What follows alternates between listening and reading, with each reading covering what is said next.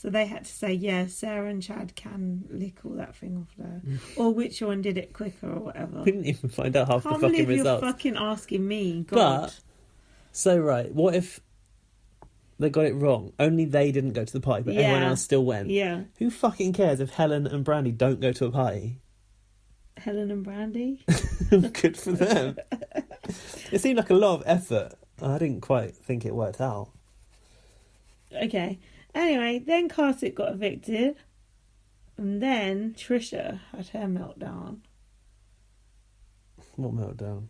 When she was leaving. leaving? Yeah. Oh yeah, she said the house is so fucking disrespectful.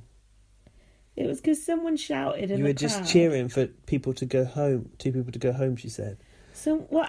As soon as Chad and Sarah were safe, you all jumped up. You guys all jumped up. What actually happened was... Is it though?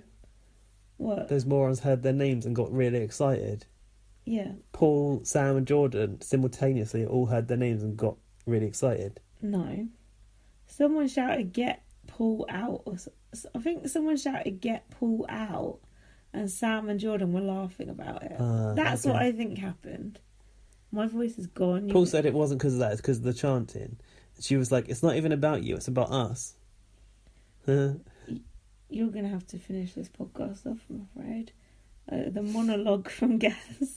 Fuck off. Listen to my voice, it's fucked. So, Trisha goes to the diary room and asks to leave. She said, this house is so disrespectful. This house is disgusting. Narcissistic arseholes. Gemma didn't even dress up for the eviction. Fake ass fake ass motherfuckers, disgusting humans, absolutely gross. And if they're a representation of the UK, this is a fucking disgusting country. I was like, hang on a minute. You don't go into our diary room and talk shit about our country. That is too far. What are you, fucking God bless America? I thought it was good. She's right. We are disgusting. No, people got so offended by that. Shouldn't bite the hand that feeds. Yeah, you say that, but it's like the idiot general public. People still voted for Helen to win after that, didn't they? I didn't realise that she'd said Gemma hadn't dressed up. What was Gemma wearing? That fucking... How could you tell if Gemma had dressed kitty up? gown. An old fucking sack, probably, most likely. And then she said, I'm a self-absorbed nasty bitch, but these people are worse. That's good. So Big Brother said to her, you know, if you leave tonight, there's no going back. Didn't seem like they persuaded her to stay that hard. But I think they've been working on Trisha for a few days. Yeah. Well, we know Big Brother does work pretty hard to keep housemates in there. She clearly... She was ready to go. But do you think it's bad that she called us disgusting? But then on those videos, she's like, I love the UK. I think it's stupid. I think she was in a the heat of the moment she said that, and I don't think she should have said it. I don't care. I agree with her. If Sam and Jordan were a representation of the country, she's right. We would be disgusting. But she's always going on her videos about her demographics and how London is her second biggest city in terms of views and stuff. So, like, in terms of pissing off her fan base, not a fucking great idea, is it? No, we don't like to piss off our fan base, do we, Gaz? Don't we? You say I do. I know you do. Troublemaker. Troublemaker. We ain't got a fan base. We ain't cunts like that. I can't speak anymore. And then she left. But as she left, did you notice she was going, oh my God, oh my God, oh my God, as they opened. Going through the door on her left. Yeah, going, oh my God, like she'd just been the victim of an attack. Well, she did say that she'd instantly regretted leaving in the first video, and then she watched some clips on YouTube where people had spoke shit about her, and she came back really furious. She still regretted She's like it. going through the cycles of emotions like a fucking warp speed. See her hotel room, it looked nice. That's not the Big Brother hotel, is that it? Didn't look like the Holiday Inn to me. It's her own hotel. Meet me outside. So, what happened next? Barry and Gemma said Trisha was being disrespectful, leaving. And then they were talking about how Kartik wanted to stay, so they should bring him back. It's like, you can't bring Kartik back because he's been voted out. Trisha going is irrelevant to Kartik being evicted. Those are two separate things. Apart from, we voted to save Trisha. Yeah, that's annoying. So we should be given 50p back, right? I wish I hadn't voted to save her. She's a cunt.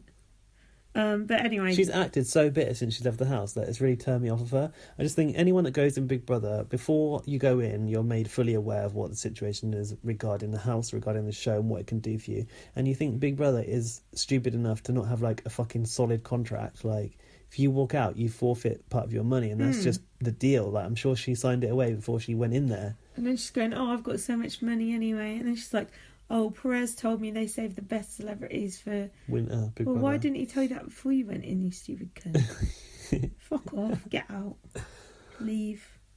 Go on. I don't know if there's anything else of note from that entire episode. Do you? The kiss.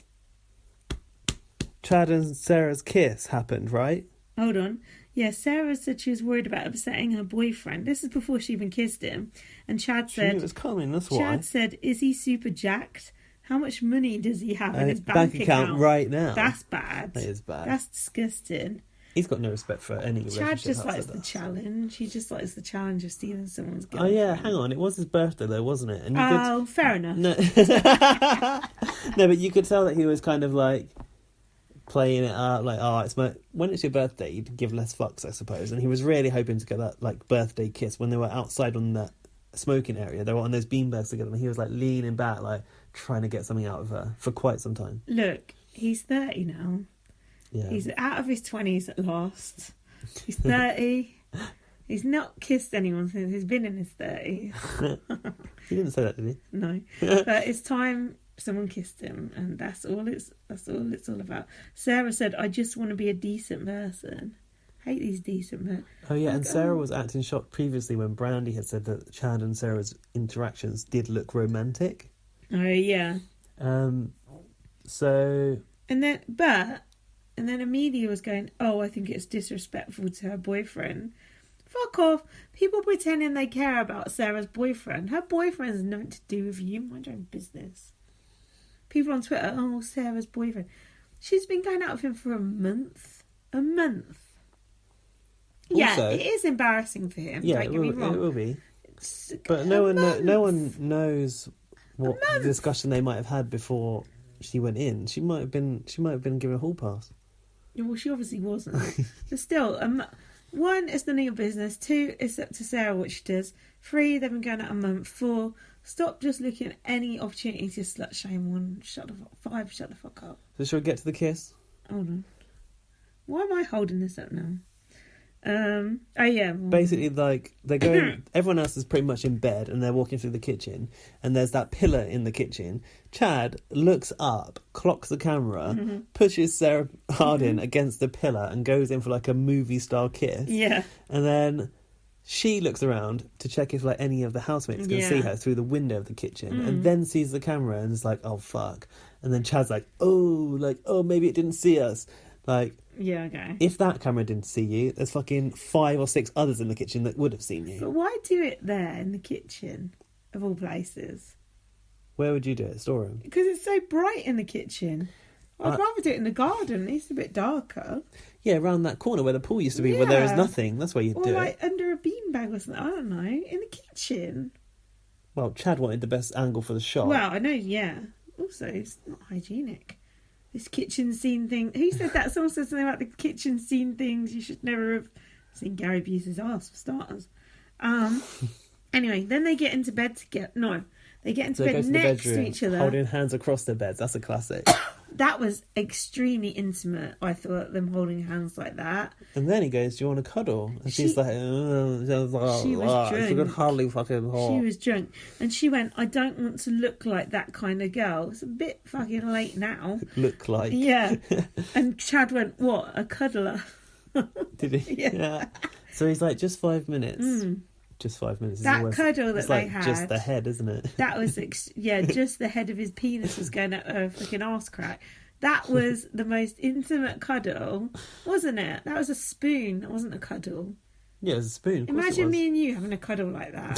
No, that would be really weird. Hey, don't look so disgusting. Exactly. That's not the kind of cuddle you have with a friend, is it? No, not at all. No. So, I've written scandal. Scandalous. Sarah was off her face. She was. I felt Chad might have been taking a little bit of advantage of the situation. Yeah. And what we don't know is, like, what happened after that. Like, were they in bed together all night long? Did anything else happen? Chad is definitely taking advantage of her. 100%. Yeah. But she's a grown-ass woman. She should know better. She's been an idiot. And she knows what Big Brother is like and what everyone sees. Like, you can't say, oh, it's a friend and this won't upset anyone who is going to be upset by it. Because you know that you see everything on Big Brother. She hasn't got a leg to stand on, really. And she knows how you're going to be perceived as a woman doing that on Big Brother. I don't know how well. It might be perceived, she said. Please. No, you know exactly how. And then, so now we're on to tonight. Fucking hell. So they got this stupid cheerleading task. That was boring, wasn't it?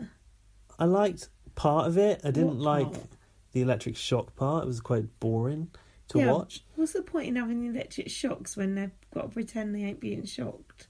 I suppose they were hoping that someone would freak out, but they're not. Those shocks aren't that bad, I don't think. So,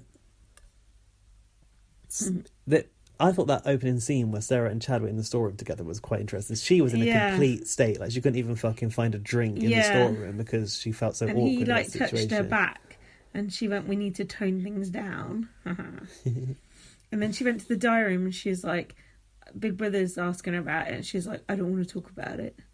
And then in the garden, the others asking Chad about it. He said, yeah, go on.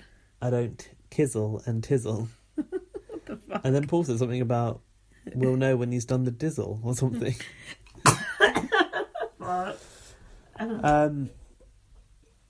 Paul was like, oh, there are certain situations outside of this that she's got to sort out. I hate it when people allude to the situation that people need to sort out on the outside. That's so, like, cliched Big Brother, isn't it? Paul, it's none of your business. I bet Paul is absolutely loving this, that he's got something to hang Sarah Harding on, isn't he? Yeah, of course he is. Someone asked Brandy, were you a cheerleader at high school? And she's like, no. Like I said. Like I told you. I was selling weed. I was selling weed that my dad grew. That's interesting, isn't it? Yeah, and then she said that she held her dad... No, blackmailed her dad by saying she was going to call the police for $100. My brother used to sell weed out of my house when I was younger. This used to piss me off. Because I always thought, if we get raided... Did he grow it? I live there too. Did he grow it? No, but he used to have a fucking bin bag full of this stuff. And my dad knew it as well. My dad knew about it as well. It used to fuck me off because I'd lived there. And I thought, this is unfair. And actually, once, I might have said this before, some guy flashed at me in the park. And I know. And I went home and I called the police because I was fucked up about it. My brother's like, you can't call the police because I've got all this weed in the house. I was like... It's not your problem. And I was like, fuck you. And I called the police and the police came around. My brother was having to hide all his weed. I was like, fuck off. Like, I'm not the police, if you're talking about a flash in the park, the police aren't going to go like, oh, well, I'll just have to look in the loft while I'm here. Yeah, exactly. It's in the garden shed, actually. But it just pissed me off that I got put in that position. It's like, it's not civilised, is it? No. But they did catch that flasher, and apparently he'd done it to someone else earlier in the day. Good. Glad that you reported him. Yeah, see? How old were you then? About 11 or 12 or something. No, and someone's flashing at a 12-year-old. Yeah. That is sick. It's men for you. Animals. So yeah, I could relate to Brandy there. It's not. It's fucking pervs for you. It's not men. Well, most of them are men, though. So then they did another thing. What was this? Hang on. So was it Brandy said she was friends with everyone? Sandy was like, "That's good. You're friends with everyone. You can sell it real quick." Yeah. That was good. What was next saying? Cheerleading electric shock task. What was it? Who was voted the most this and who was voted the most that? Fuck that. They had to cheer who it was. Sarah and Chad were talking about their kiss in the bedroom. Yeah, she said, I want to draw a line under it, and he didn't know what that means. He does know. It's just like he wants to know what she means by this definition of it, I think. I actually started to feel a bit sorry for Chad here, did you? I didn't think you were. I was the one going, oh, I know, but... And you were looking at me like... I know, but he did seem like he actually cared a bit. I think he did. He felt a little bit like... But does he really care? What was it, the bit where he said, now you need to decide who you're going to hurt? Sarah, oh, yeah, that was towards the end. Was that later on? She said, I need to take responsibility. Yeah, you're damn right you do. You need to own what you did and take responsibility for your actions. She said, one day in here is like a week in here sometimes. I feel terrible because my emotions get the better of me. I don't want to make a fool out of anybody. Then in the diary room, Chad said he thinks his relationship with Sarah is going pretty good. But we're at this weird stage now where we have to step back and make sure we're not hurting anybody on the outside world. Is that what he said? Yeah. Well, even though you said, is he more stacked than